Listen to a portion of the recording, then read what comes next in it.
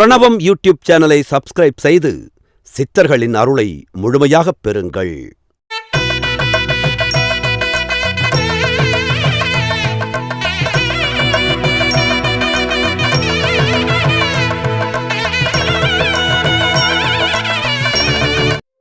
எல்லாம் சரியாகத்தான் நடக்கும். இந்த உலகியலில் எல்லாம் ஒரு நாள் சரியாகிவிடும், எல்லாம் சரியாகத்தான் நடக்கும் என்று ஆறுதல் சொல்வதை கேட்டிருப்போம். அதை இன்னும் எத்தனை நாள் இப்படி சொல்லிக் கொண்டிருக்க வேண்டும் என்பதுதான் புரியவில்லை என்று சிலர் சொல்லியும் கேட்டிருப்போம். உண்மை என்னவெனில், இங்கு எல்லா மனிதர்களின் பயணமும் இறப்பை நோக்கித்தான் பயணிக்கின்றது என்பது மட்டுமே உண்மை. இதில் யார் பயணம் எப்போது முடியும் என்று யாருக்கும் தெரியாத வாழ்வைத்தான் இங்கு வாழ்ந்து வருகிறோம். அப்படி இருக்க, இங்கு வாழும் வரை எது நடந்தாலும் பிறரிடம் அன்பும் ஆறுதலும் தந்து வாழ்வதுதான் நல்ல வாழ்விற்கு அழகாகும். மேலும் இங்கு நாம் விரும்புகின்ற ஒவ்வொன்றையும் இழந்துத்தான் ஆக வேண்டும், அதனதன் வினைப்படி அதுவது சரியாகத்தான் நடக்கும் என்ற தெளிவுடன் யார் வாழ்விலும் வீண் தலையீடுகள் செய்யாமல் வாழ வேண்டும். யாரும் யாரையும் புரிந்து கொள்ளாமல் அவரவர் ஏதாவது ஒன்றை நினைத்து கொண்டு எதையாவது செய்து விடுவதுதான் வினையாக மாறி பிறவிக்கு வழிவகுத்து விடுகிறது. இப்போது நமக்கு அமைந்த சுற்றமானது இதுவரையில் ஒவ்வொரு பிறவியிலும் ஏதோ ஒரு உறவில் தொடர்புடைய வினைக்கு காரணமான மனிதர்கள்தான் என்பதை முதலில் நாம் உணர வேண்டும். அத்தகைய மனிதர்களிடம் நாம் பகை பாராட்டுவது என்பது மீண்டும் கரும கணக்கை தொடர வேண்டி வரும் என்பதில் கவனம் இருக்க வேண்டும். ஆக இங்கு அனைத்துமே பேரண்டத்தின் இயக்கத்தால் நடப்பதை உணர்ந்து வாழ வேண்டும். இதை உணராத மனிதர்கள் தன்னால்தான் எல்லாம் என்று நம்புவதுதான் மிகப்பெரிய அறியாமை.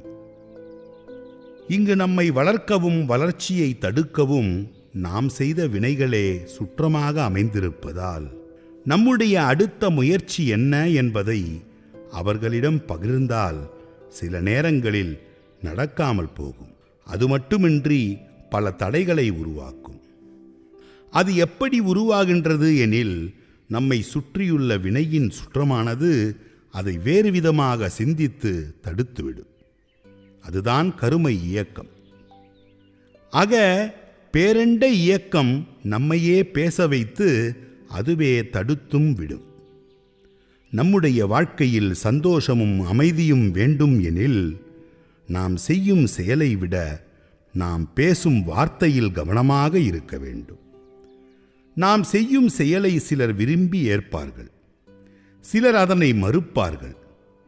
எதிர்வினை சுற்றமானது குற்றம் கற்பிக்கும், நேர்வினை சுற்றமானது அன்பு பாராட்டும். இழப்பதற்கு எதுவுமே இல்லாத ஒருவரிடம் வந்து சிலர் பெருமை பேசி நிற்பார்கள். அவர்களும் பெருமை கொள்ளும் அளவிற்கு உதவ மாட்டார்கள்.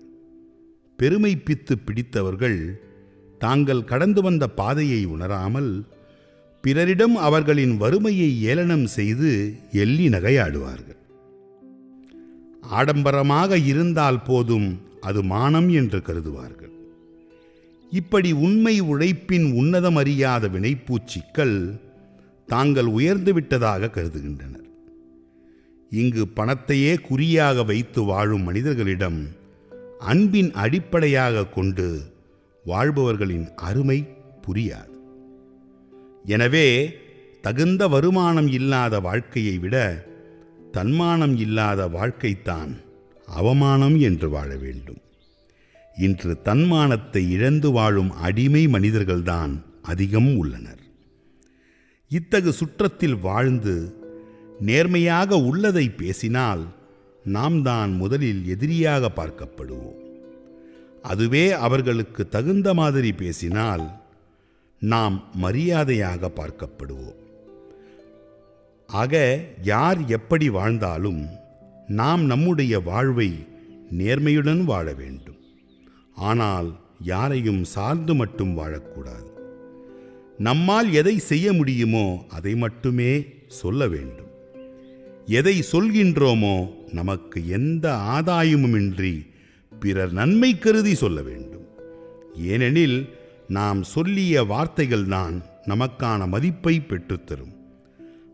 அல்லது எதையும் சொல்லாமல் இருத்தல் நலம்.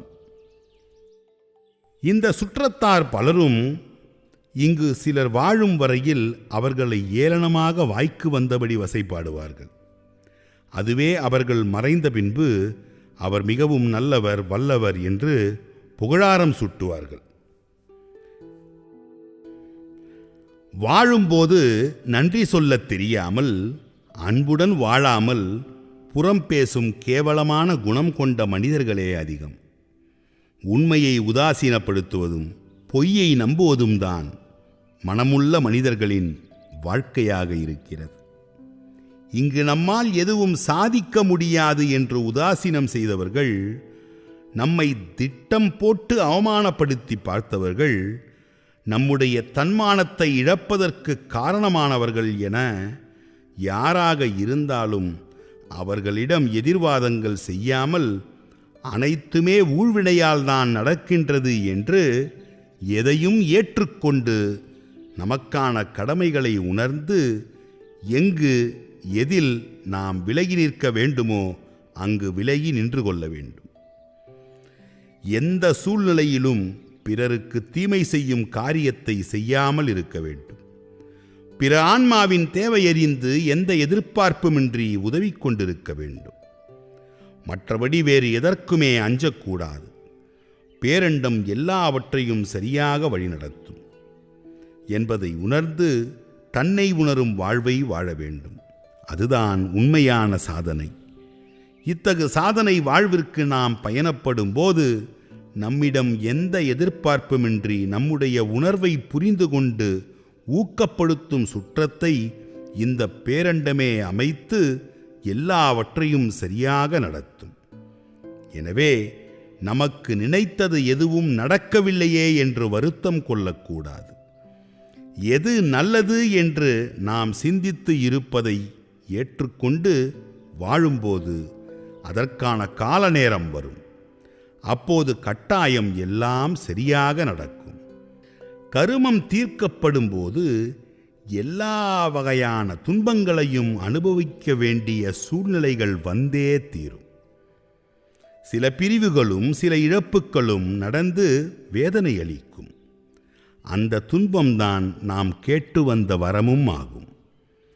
ஆம், அதனை நாம் முழுமையாக வாங்கி தீர்த்து கொள்ளவே இந்த பேரண்டம் நம்மை சரியாக வழிநடத்துகிறது என்பதை புரிந்து நாம் வாழ வேண்டும். ஆக எதிலும் வினை சேராமல் விலகி பயணித்தால் எல்லாம் சரியாக நடக்கும். இங்கு நம்மை சிலருக்கு பிடிக்கலாம் அல்லது பிடிக்காமலும் போகலாம். நம்மை பிடிக்கவில்லை எனில் கவலைப்படக்கூடாது. புழுவானது தொட்டு பார்க்கவே அருவருப்பாகத்தான் தெரியும். பிறகு அனைவரும் தொட்டு பார்க்க ஆசைப்படும் பட்டாம்பூச்சியாக மாறும் அல்லவா? யார் நம்மை தாழ்த்தினாலும் இந்த பேரண்டம் நம்மை உயர்த்தும், அது சரியாக வழி நடத்தும் என்று பயணப்பட வேண்டும். எனவே நமக்கு மலை போல் அறிவு இருந்தாலும் நம்மிடம் உள்ள பொறுமைக்கு எதுவுமே ஈடாகாது என்று அமைதியான வாழ்வை வாழ வேண்டும். கடல் போல் பணம் இருந்தாலும் அன்புக்கு ஈடாகாது என்று அன்பான வாழ்வை வாழ வேண்டும். ஆக யாரையும் ஒருபோதும் மிக மோசமாக நடத்திவிடக்கூடாது. ஏனெனில் ஒரு அழகான கண்ணாடி உடைந்துதான் மிக கூர்மையான ஆயுதம் உருவாகிறது என்பதை நினைவில் கொள்ள வேண்டும். தென்றல் போன்ற சிலரை புயலாக மாற்றி வினையை பெருக்குவது சிலரின் தகாத வார்த்தைகள் தான் காரணமாகிவிடுகிறது. எனவே மன்னித்தும் மறந்தும் இந்த வாழ்வை கடந்துவிட வேண்டும். வழியில்லாத வாழ்க்கை என்று எவருக்கும் இல்லை, வழியில்லாத வாழ்க்கை என்று எவருக்கும் இல்லை. நம்முடைய வழிகளை கடந்து எப்போதும் வழிகளை தேட வேண்டும். மேலும் இங்கு இழப்பு என்று எதுவுமே இல்லை. நம்முடைய நம்பிக்கை நம்மிடம் உள்ளவரை நமக்கான வாழ்வு இங்குண்டு. நமக்குள் ஒரு விளக்கு இருக்கிறது. அதை அணையாமல் பார்த்து கொள்ள வேண்டும். அதுதான் நம்முடைய சுய அறிவு. நம்முடைய இருப்பை ஏற்றுக்கொண்டு வாழும்போது இந்த பேரண்டம் எல்லாம் சரியாக நடத்தும். பிறவி பிணியை நீக்கும். வாழ்வோம், வாழ்விப்போம். பிரணவம் யூடியூப் சேனலை சப்ஸ்கிரைப் செய்து சித்தர்களின் அருளை முழுமையாகப் பெறுங்கள். அருளாளர்கள் 1000 என்கின்ற இந்த புத்தகம் 1000 சித்தர்களை பற்றிய செய்திகளை உள்ளடக்கியதாக இருக்கிறது. 1000 சித்தர்களின் வாழ்க்கை வரலாற்றை அற்புதமான முறையிலே அச்சிட்டு படங்களோடு தந்திருப்பவர் இதனுடைய தொகுப்பாசிரியர் கோ திருமுருகன் என்ற பூரணநந்தன். நாம் நினைத்து கொண்டிருந்தோம் 15 சித்தர்கள் தான் தமிழகத்தில், இந்தியாவில் இருக்கிறார்கள் என்று. ஆனால் 1000 சித்தர்களை அவர்கள் முக்தி அடைந்த நாட்கள் எந்த நட்சத்திரங்களில் வருகிறதோ அந்த நட்சத்திரங்களுக்கு ஏற்றபடியாக அவர்களுடைய வரலாற்றை தொகுத்திருக்கிறார்கள். அஸ்வினி நட்சத்திரம் தொடங்கி ரேவதி நட்சத்திரம் வரையில் இருக்கின்ற 27 நட்சத்திரங்களில் ஜீவன் முக்தி அடைந்த சித்தர்களினுடைய வரலாற்றை அழகாக தொகுத்திருக்கிறார்கள். தோன்றிய ஊர், வாழ்ந்த பகுதி, ஜீவன் முக்தி அடைந்த தலம், படங்களையும் தேடி எடுத்து மிகச்சிறப்பான, நாம் சொல்லுவோம் இல்லையா, ஆர்ட் பேப்பரில் பவுண்டு வால்யூமில் அழகாக நமக்கு தந்திருக்கிறார்கள். இந்த நூலின் பிரதிகளை வாங்கி நாம் வீட்டிலே வைப்பதன் மூலமாக இந்த சித்தர்களெல்லாம் நம் வீட்டிற்கு வருகிறார்கள், வரப்போகிறார்கள் என்ற நம்பிக்கையை நாம் ஏற்படுத்திக் கொள்ள வேண்டும். நூல் உங்களுக்கு வேண்டுமா? அதற்கான அலைபேசி எண் 739 739 4174. ஜிபே மூலம் செலுத்த 9176564723.